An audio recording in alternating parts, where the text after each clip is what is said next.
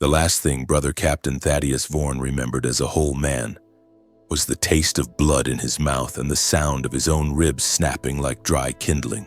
The orc war boss had caught him with a power claw that tore through his Terminator armor like parchment, shredding ceramite and flesh with equal ease. As he fell, watching his own blood paint the rockcrete of Hive Tertius in spreading crimson pools, his final coherent thought was a prayer to the Emperor for one more chance to serve. He did not know that his prayer would be answered in ways that would make him question whether death might have been the kinder mercy. The awakening comes not as sleep broken by dawn, but as darkness torn apart by screaming metal and the electric fire of resurrection. Consciousness returns in fragments, each one a small agony of realization. First, the awareness that he exists. Then the understanding that existence has changed in ways so fundamental that the word human no longer applies to what he has become.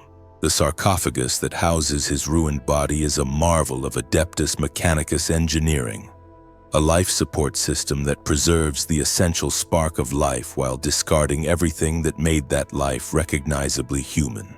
His organic heart, if it still beats, does so in rhythm with mechanical pumps that circulate synthetic blood through vessels reinforced with microtubes.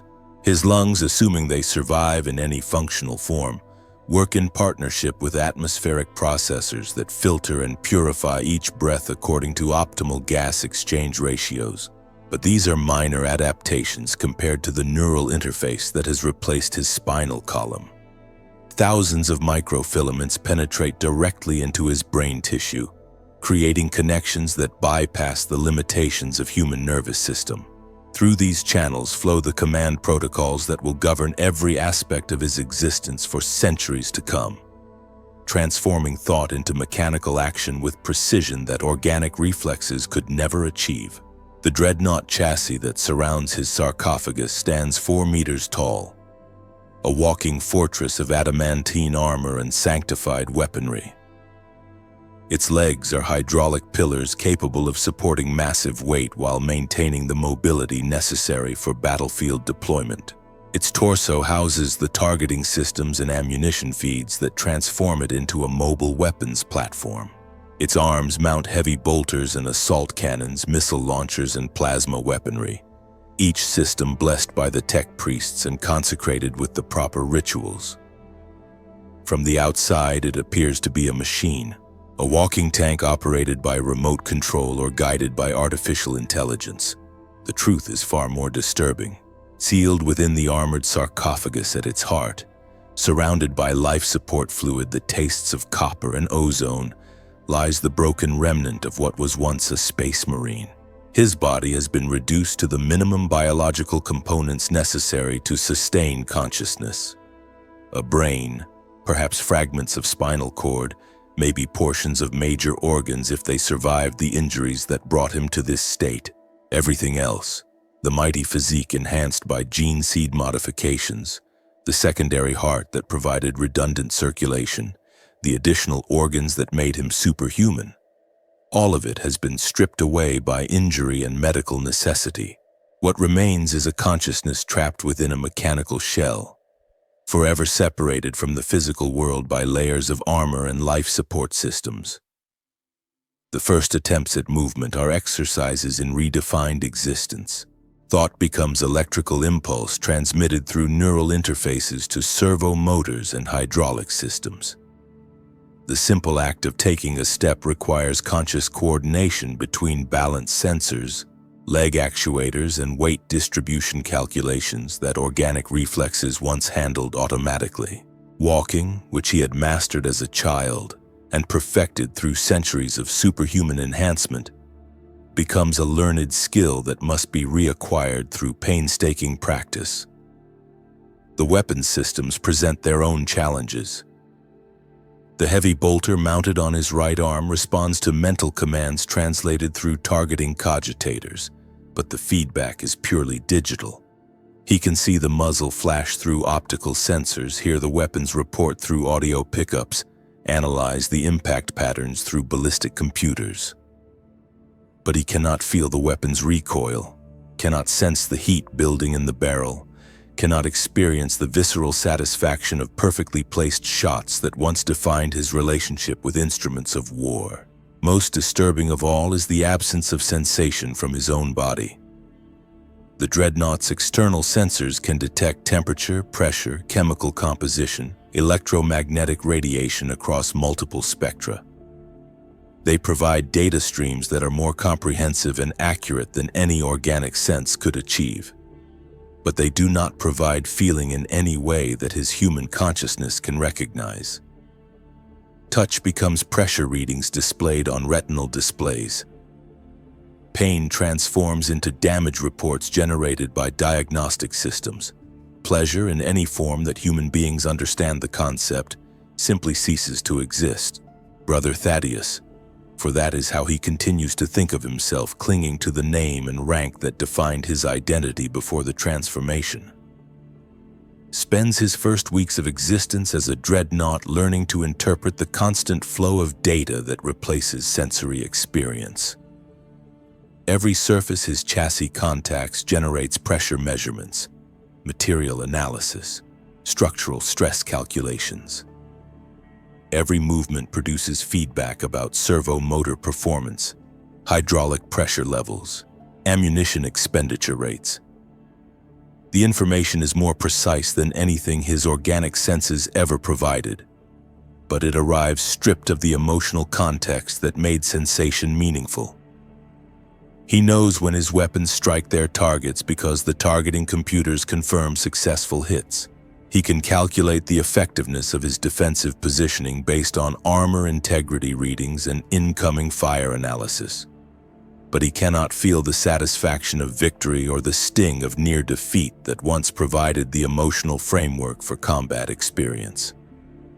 Sleep, which had once provided respite from the demands of consciousness, becomes a negotiated shutdown of non-essential systems.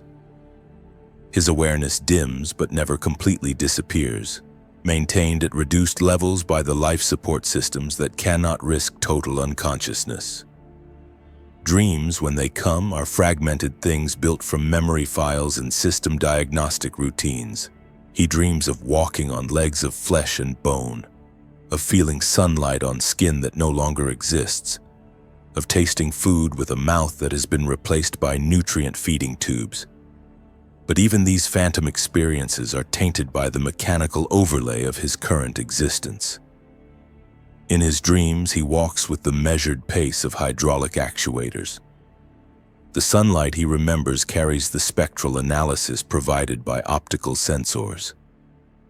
The food he recalls tasting comes with nutritional breakdowns generated by chemical analyzers. His subconscious mind cannot separate the human memories from the mechanical reality that now defines his existence. The chapter's tech marines become his most frequent visitors during the long process of adaptation. They arrive with diagnostic equipment and modification schedules, treating his chassis like the sophisticated machine it has become. They speak of him in the third person even when he is present, discussing upgrade options and maintenance requirements as if consciousness were simply another system component to be optimized and maintained. The targeting array requires recalibration, one of them observes, his mechanical voice carrying the flat authority of technical expertise.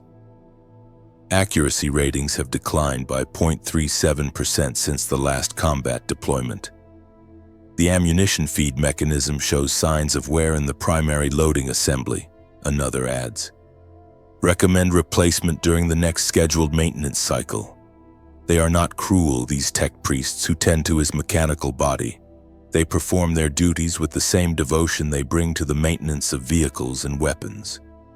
But their clinical approach serves as a constant reminder that he is no longer quite human in their eyes, that his consciousness exists primarily to operate the weapon systems that justify his continued existence. The other battle brothers of his chapter treat him with the respect due to an honored veteran, but their interactions carry undertones of discomfort that speak to the fundamental change in his nature. They address him by his proper title, seek his counsel on tactical matters, include him in the rituals of military brotherhood that define Space Marine culture, but their body language reveals the unconscious recognition that he is no longer quite one of them. When they speak to him, they direct their words toward his optical sensors rather than making the eye contact that would be natural with another warrior. When they move around his chassis, they maintain the careful distance appropriate for interaction with dangerous machinery. Their conversations include him but do not encompass him, as if his presence were valued but his participation somehow limited by the mechanical barrier that separates his consciousness from theirs. Chapter Master Mordius visits him during the 4th week of his new existence, bringing with him the grave authority that his position demands. The conversation takes place in the Reclusium, surrounded by the sacred icons and memorial plaques that commemorate the chapter's honored dead. The irony is not lost on either of them that Thaddeus occupies a space between those categories, neither fully alive nor properly deceased. "Brother Captain," the chapter master begins, his voice carrying the weight of ceremonial formality, "your service to the Emperor continues to bring honor to our chapter. Your combat effectiveness ratings exceed those of a full tactical squad, and your experience provides valuable strategic insight for our ongoing campaigns." The words are meant as praise, recognition of successful adaptation to his new existence, but they emphasize the instrumental nature of his continued service, measuring his worth in terms of combat output rather than the bonds of brotherhood that once defined his place within the chapter hierarchy. "I am grateful for the opportunity to continue serving the Emperor," Thaddeus replies, his words emerging from vox grills with mechanical precision. The statement is truthful but incomplete, failing to convey the complex emotions that accompany his gratitude. Relief at continued existence wars with grief for what has been lost. Duty struggles against the growing awareness of his isolation from the human bonds that once gave meaning to service. Chapter Master Mordius nods, his expression revealing nothing of his thoughts. "Your next deployment will be to the Kython system, where reports indicate significant orc activity. Your capabilities will be particularly valuable in breaking enemy strongpoints that have proven resistant to conventional assault. Another assignment, another battlefield where his mechanical strength and enhanced weaponry will be applied to the destruction of the Emperor's enemies." The work itself remains familiar, requiring the same tactical thinking and combat skills that had served him as a flesh-and-blood warrior. But the context has changed in ways that affect every aspect of the experience. As a space marine, he had fought alongside battle brothers whose lives were as precious to him as his own. Victory had meaning not just in strategic terms, but in the preservation of comrades whose friendship had been forged through shared dangers and common purpose. Defeat carried the weight of personal loss, the grief that comes from seeing friends fall in service to causes larger than themselves. But now his relationship to combat is mediated by the mechanical nature of his existence. His battle brothers remain valuable assets whose capabilities contribute to mission success, but he can no longer share the visceral dangers that create emotional bonds between warriors. His chassis can absorb damage that would kill a dozen Marines, making him nearly invulnerable to the threats that require courage to face. His weapons can destroy enemies at ranges and rates of fire that remove him from the personal nature of close combat. The result is a kind of combat isolation, where he participates in battle without fully experiencing its emotional weight. He can analyze tactical situations with perfect clarity, make strategic decisions without the distraction of fear or anger, coordinate complex operations without the chaos of adrenaline-fueled responses. But these advantages come at the cost of the human elements that make warfare meaningful beyond simple destruction. The journey to the Kython system takes place aboard the strike cruiser Righteous Fury, a vessel whose corridors and chambers were designed for warriors whose height and breadth fell within normal Space Marine parameters.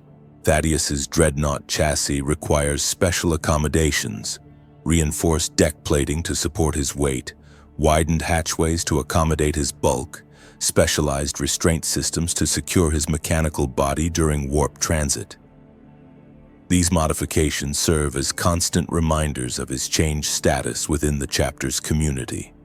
He cannot participate in the informal gatherings that build morale during long voyages, cannot join in the training exercises that maintain combat readiness, cannot share meals or recreational activities that reinforce the bonds of brotherhood. His existence has become purely functional, defined entirely by his role as a weapons platform rather than his identity as a warrior among warriors. The ship's chaplain, Brother Cassius, makes regular visits to his secured position in the vessel's lower decks. These sessions are intended as spiritual counseling, opportunities to address the psychological challenges that accompany life as a dreadnought. But the conversations often feel like interrogations, designed to assess his mental stability rather than provide genuine pastoral care. "Brother Captain, how do you find your adaptation to your new form proceeding?" the chaplain inquires, his skull-faced helm giving his questions an ominous weight. "I continue to serve the Emperor to the best of my abilities," Thaddeus responds, offering the expected answer while avoiding the deeper truth of his experience. "Do you experience any difficulties with your current existence? Any thoughts that might suggest spiritual corruption or psychological instability?"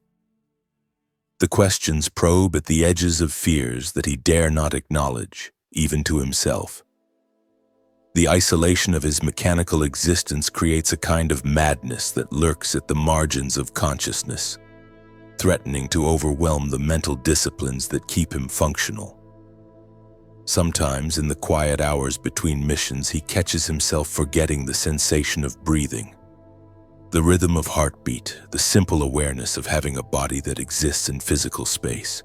Other times, he becomes obsessed with phantom sensations, convinced that he can still feel his lost limbs, still taste food on a tongue that no longer exists, still experience the warmth of sunlight on skin that has been replaced by adamantine armor. These episodes require active suppression through mental exercises and chemical intervention, pharmaceutical solutions delivered through his life support systems to maintain psychological equilibrium. "I remain focused on my duties and loyal to the chapter's mission," he answers, providing assurance without revealing the internal struggles that accompany each day of continued existence. The chaplain's helm inclines slightly, a gesture that might indicate satisfaction or suspicion.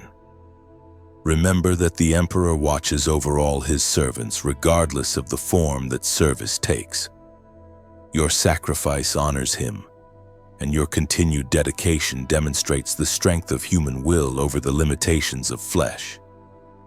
The words are intended as comfort, but they emphasize the sacrifice aspect of his transformation rather than its benefits.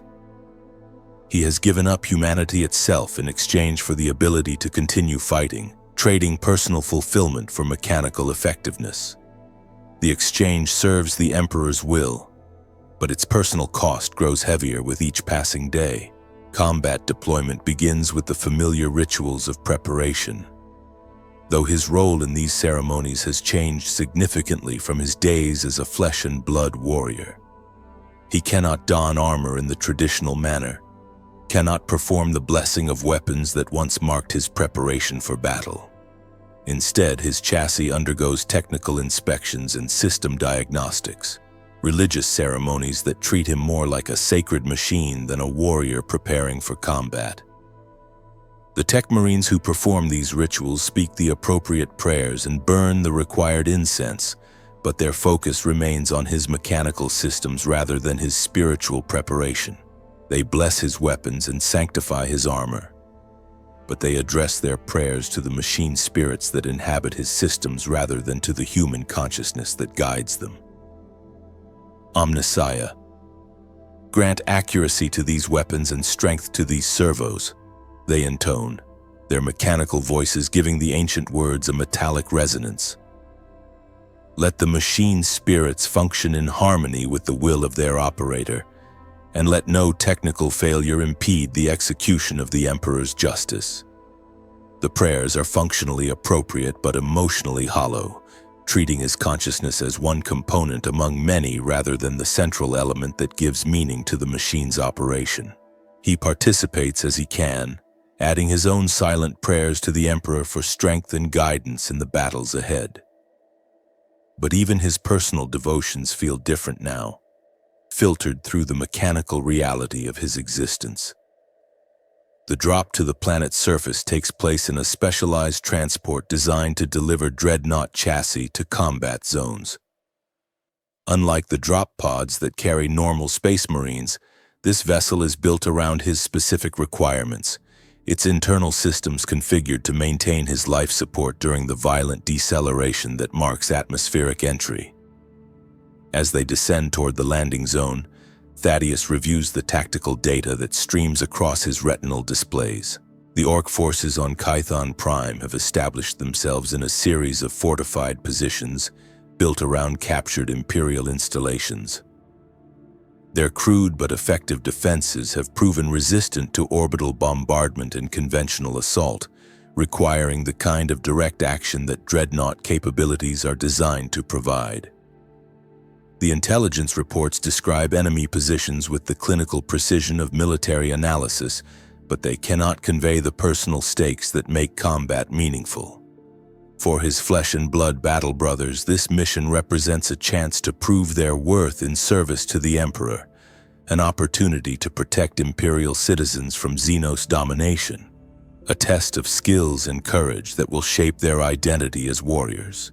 For Thaddeus, the mission is primarily a technical challenge, an opportunity to apply his weapon systems against targets whose destruction will advance strategic objectives.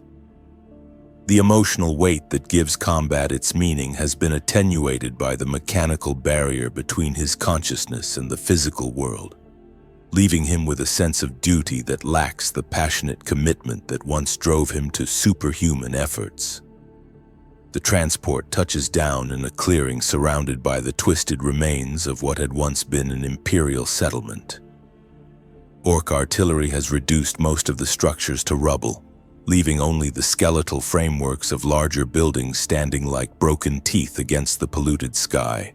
The air carries the chemical stench of Orc industry, a mixture of crude oil and toxic waste that would require full environmental protection for unaugmented humans to survive.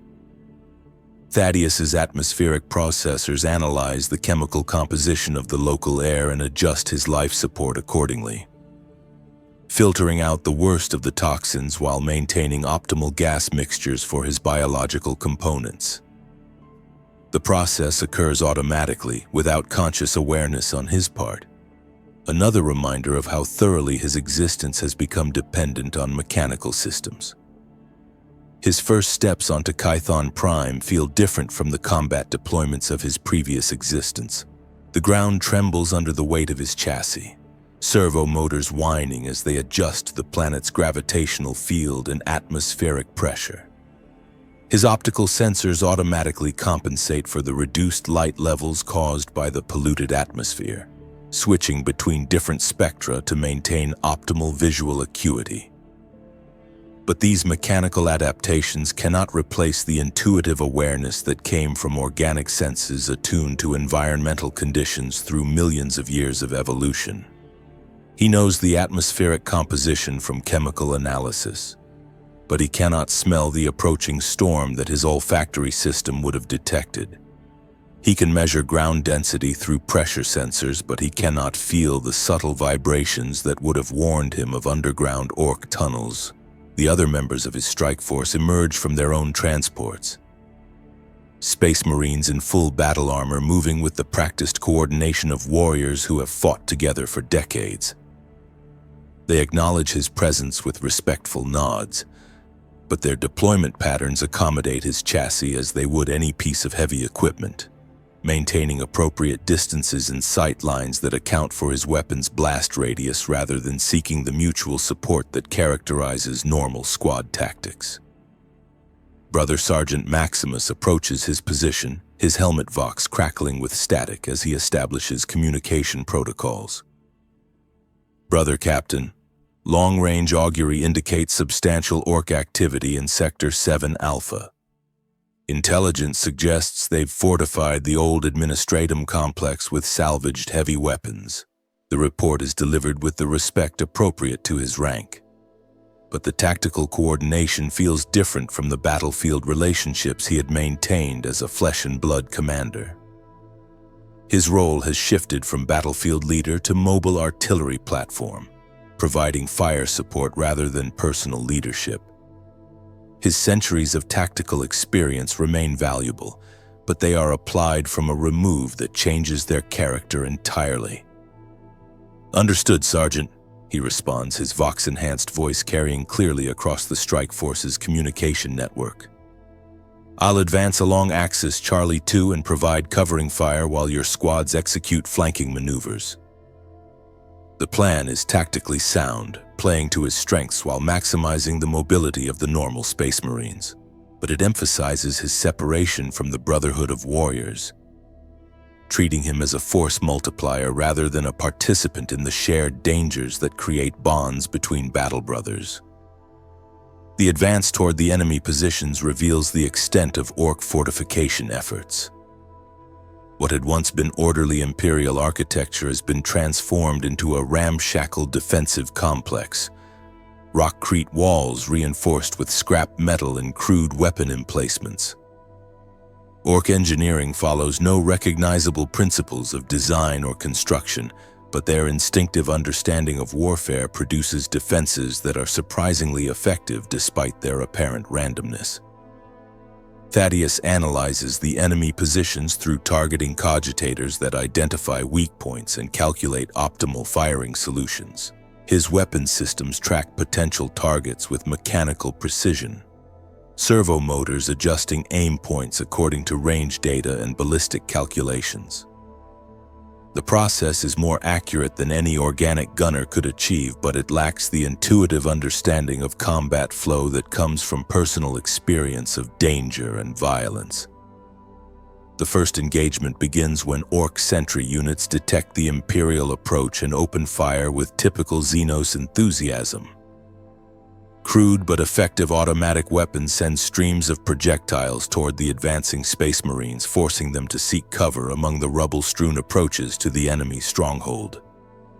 Thaddeus responds with precisely aimed fire from his twin-linked heavy bolters, the blessed weapons sending mass reactive shells into Orc positions with devastating accuracy. Each burst is calculated for maximum effect, targeting specific weapon crews and command positions according to tactical priority assessments. The destruction is methodical and efficient, reducing enemy positions to smoking craters and scattered debris. But the mechanical precision of his fire lacks the personal satisfaction that comes from facing danger alongside trusted comrades. He destroys enemy positions because his targeting systems identify them as threats to mission success, not because he feels the visceral anger that should accompany the sight of Xenos weapons threatening his battle brothers. The emotional distance becomes more pronounced as the battle develops. His Space Marine allies advance under his covering fire, their movements coordinated by combat instincts honed through decades of battlefield experience.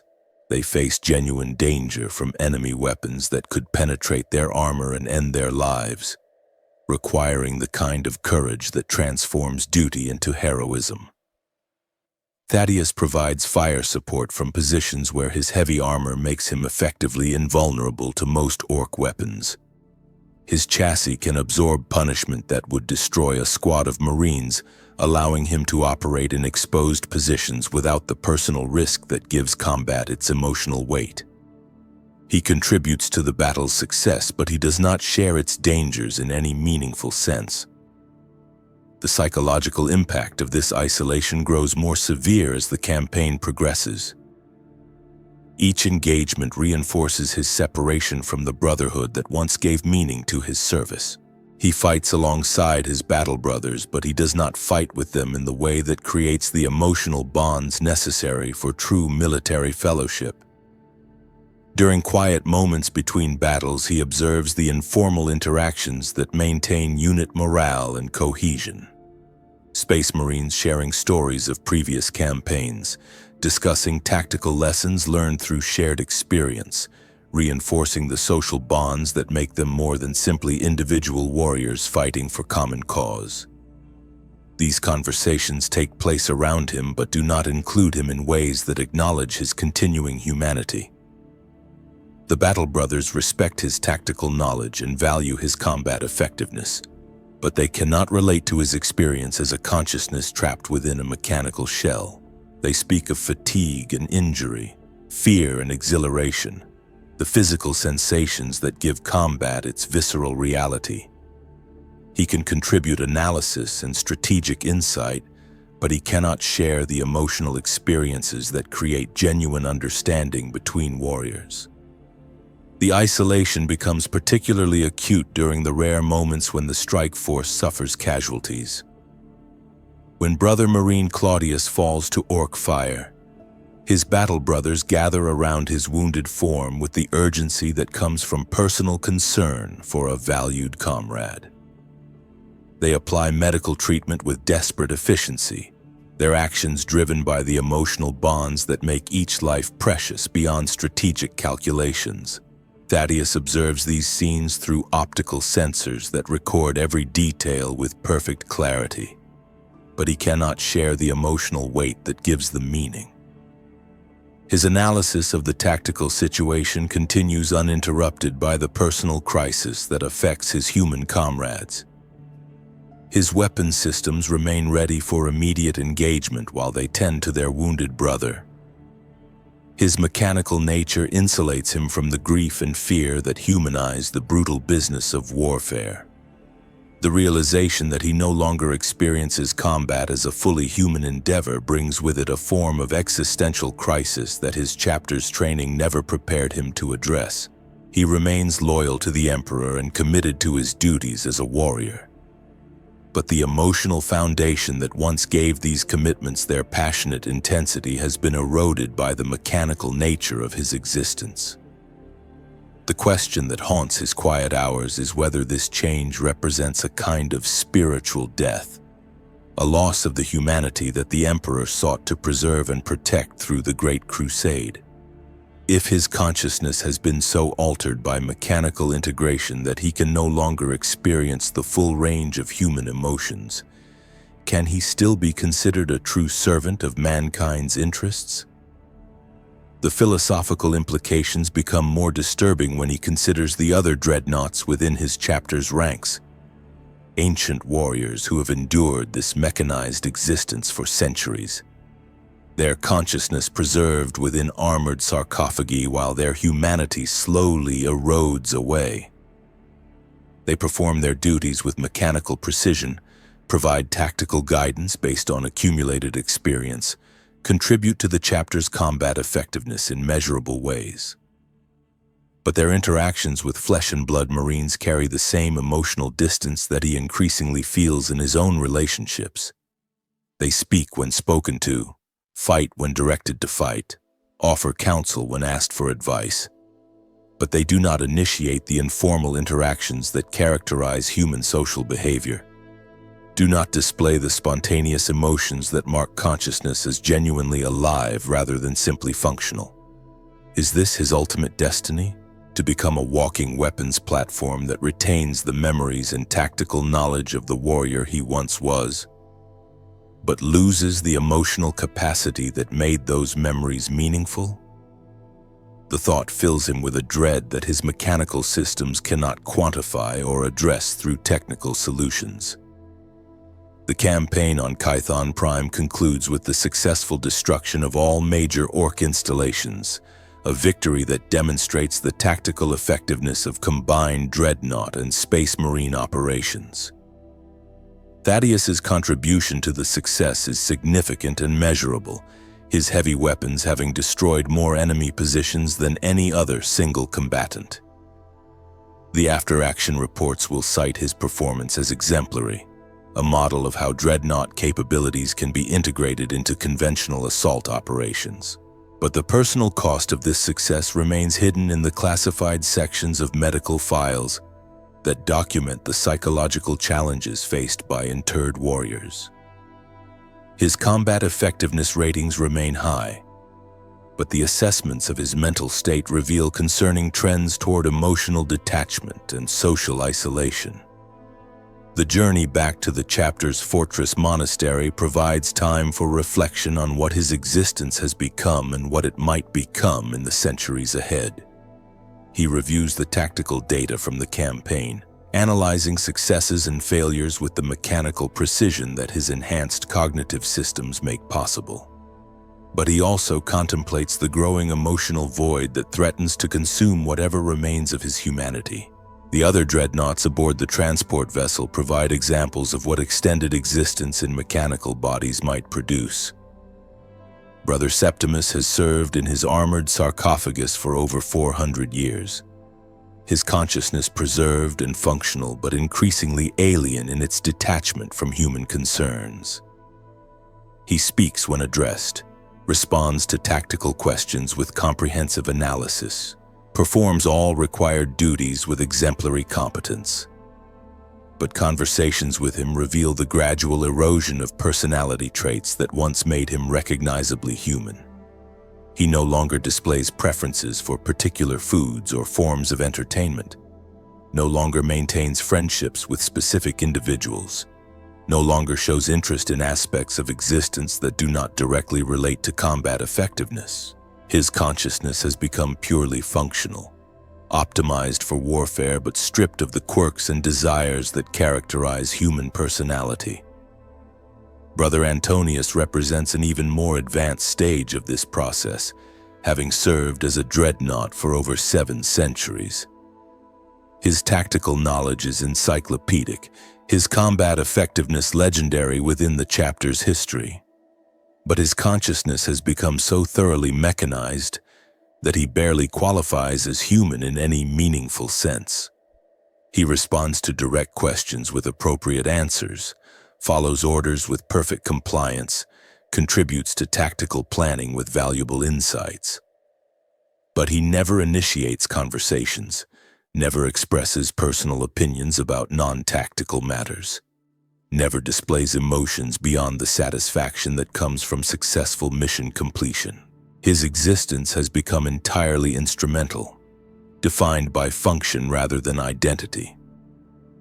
These examples provide a glimpse of what Thaddeus's future might hold. Centuries of gradual dehumanization that preserve consciousness while stripping away everything that makes consciousness worth preserving. The prospect fills him with horror, but also with a kind of resignation that may itself be a symptom of the process he fears. The return to the fortress monastery brings him back to familiar surroundings that now feel subtly alien. Spaces designed for warriors whose physical requirements and social needs he no longer shares. His quarters consist of a maintenance bay equipped with diagnostic systems and repair facilities, a purely functional space that reflects his changed status within the chapter's community. He spends his downtime periods between campaigns reviewing tactical manuals and strategic assessments, activities that maintain his professional competence while providing no emotional satisfaction.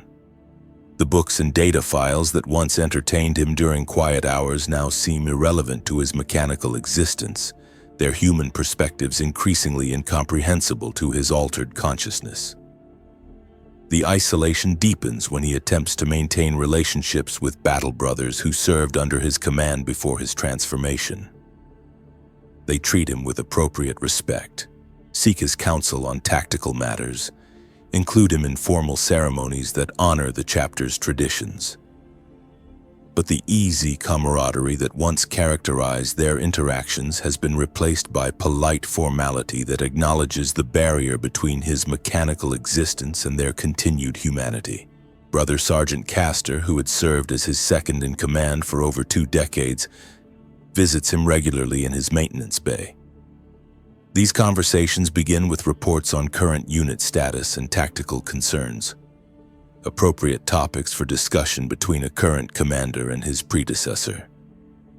But they inevitably trail off into uncomfortable silence when personal topics arise, reminders of the emotional distance that now separates them. The new recruits from Helos Prime are adapting well to our training protocols, Caster reports, his tone carrying the professional respect appropriate for briefing a superior officer. Their marksmanship scores exceed baseline requirements, and their psychological assessments indicate strong compatibility with chapter doctrine. The information is tactically relevant and properly presented, but it lacks the personal observations that would characterize conversation between old friends. Caster no longer shares his private opinions about individual recruits, no longer seeks advice about handling particular personality conflicts, no longer treats him as a confidant whose judgment he values beyond purely professional considerations.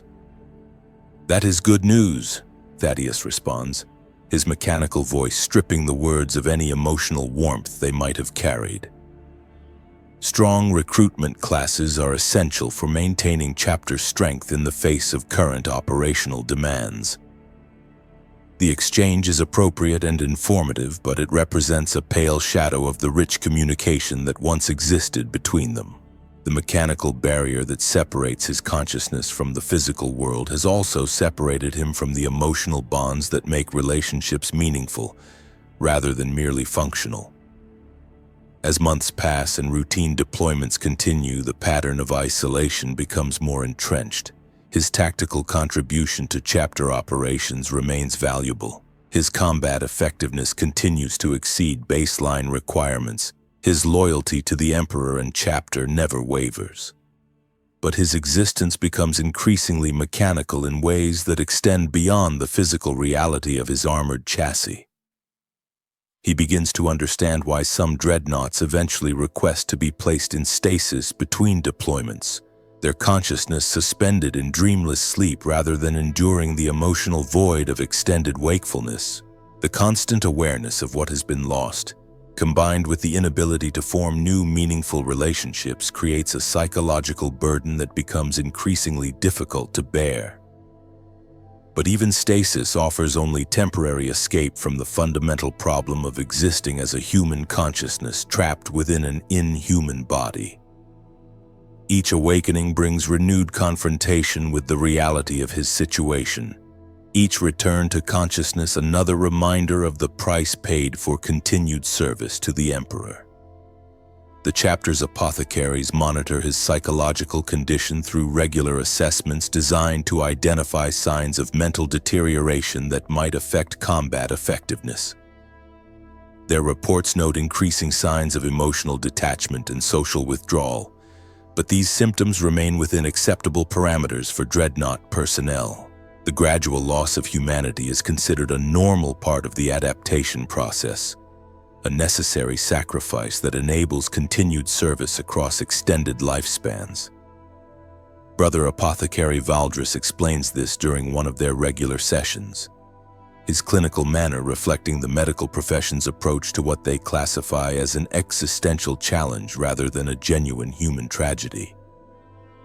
The psychological changes you are experiencing are consistent with expected adaptation patterns for warrior-interred dreadnoughts. The integration between organic consciousness and mechanical systems requires certain adjustments to emotional responses and social behaviors.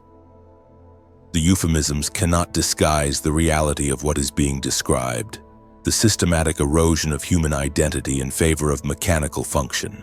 The process is presented as adaptation rather than loss, as optimization rather than degradation.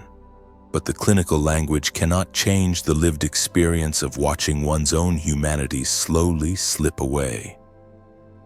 Are there any measures that can be taken to preserve more of my original personality? Thaddeus asks, though he suspects the answer before it is given. Brother Apothecary Valdris consults his data slate, reviewing psychological assessment protocols with mechanical precision. The preservation of pre-interment personality traits is generally considered counterproductive to optimal dreadnought function. Emotional attachments and personal preferences can interfere with tactical decision-making and unit cohesion. The gradual attenuation of these characteristics is viewed as a beneficial development. The response confirms his fears while providing them with medical legitimacy.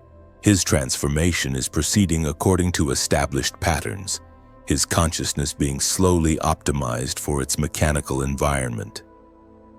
The process serves chapter interests by creating a more effective weapons platform, but it destroys everything that once made his existence personally meaningful. The recognition of this reality brings with it a kind of despair that his mechanical systems cannot address through pharmaceutical intervention or technical adjustment. He faces centuries of continued existence with the gradual but inexorable loss of everything that makes consciousness worth preserving. The choice between human death and mechanical immortality turns out to be no choice at all, but rather a prolonged process of dying while remaining functionally alive. Years pass in deployment cycles that blur together into an endless succession of tactical problems and combat solutions. His service record accumulates commendations and battle honors that document his contribution to the chapter's victories. But these achievements feel increasingly hollow as his connection to their human significance continues to fade. He watches new generations of Space Marines join the chapter, their enthusiasm and brotherhood serving as painful reminders of what he has lost. They treat him with the respect due to an ancient warrior, but they do not seek his friendship or value his companionship beyond professional consultations. He has become a resource to be utilized rather than a person to be known, a transition that reflects his own internal transformation as much as their perception of his changed nature. The other ancient dreadnoughts provide examples of what extended existence might bring, but their company offers no real comfort. They share similar experiences but lack the emotional capacity to provide genuine understanding or support. Their conversations focus entirely on tactical matters and combat effectiveness, devoid of the personal connection that characterizes true fellowship. Brother Maximus, interred for over 3 centuries, serves as a cautionary example of complete adaptation to mechanical existence. His consciousness operates with perfect efficiency. His tactical knowledge remains comprehensive and current. His loyalty to chapter and emperor never wavers. But he has become indistinguishable from an artificial intelligence in terms of emotional range and personal interest. He performs his duties because that is his function, not because he finds meaning or satisfaction in service. The prospect of becoming similar fills Thaddeus with horror that may represent the last vestige of his original humanity. As long as he can still feel dismay at the thought of complete emotional death, some spark of his original consciousness survives. But even this reaction grows weaker with each passing year. Gradually overwhelmed by the mechanical efficiency that governs every aspect of his existence. The question that haunts his contemplation is whether this process represents the Emperor's will or a tragic failure of the technologies designed to preserve his servants. Does the gradual loss of humanity serve some greater purpose that his limited understanding cannot grasp? Or is it simply an unfortunate side effect of the methods used to extend warrior consciousness beyond the natural limits of flesh and blood? The theological implications prove as troubling as the personal ones. If the Emperor valued human consciousness enough to create the Space Marines as enhanced expressions of human potential, does the mechanical preservation of that consciousness serve his purposes even when it strips away the human elements that gave it meaning? Or has the process become a form of blasphemy, preserving the appearance of service while destroying the spirit that made that service valuable? These questions remain unanswered and perhaps unanswerable theological mysteries that extend beyond the scope of his mechanical existence. But they provide the only framework available for understanding what he has become and what he continues to become with each passing year. The realization that he may spend centuries contemplating these questions while slowly losing the capacity to find them meaningful adds another layer of existential dread to his situation. Even his philosophical struggles may eventually be reduced to mechanical function, leaving him with the memory of having once cared about such things but no ability to experience that caring as a genuine emotion. As his first decade of Dreadnought existence draws to a close, Brother Thaddeus Vorn reflects on the transformation that has redefined every aspect of his being.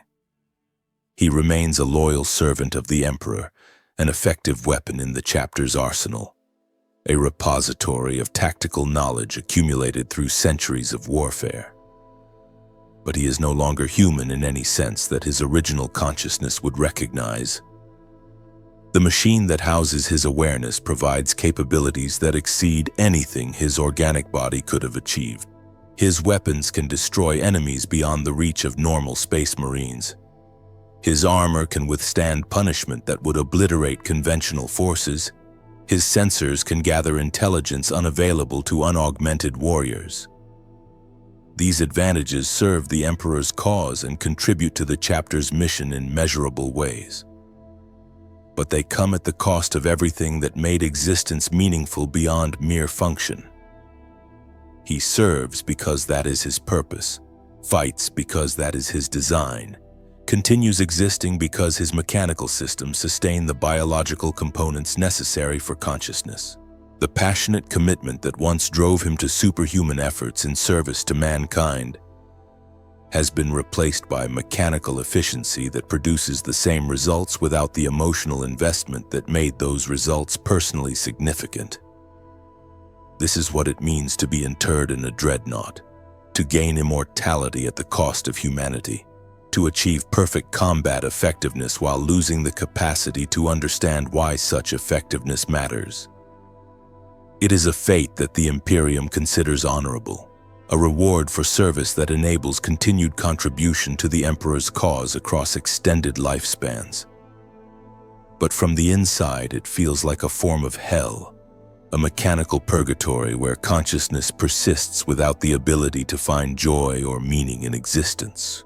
He will continue to serve, continue to fight, continue to exist for centuries to come.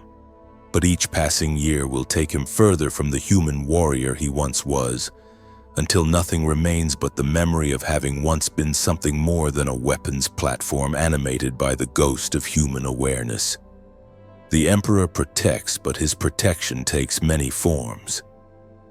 Some of them, as the ancient warrior had warned so long ago, are indeed worse than death.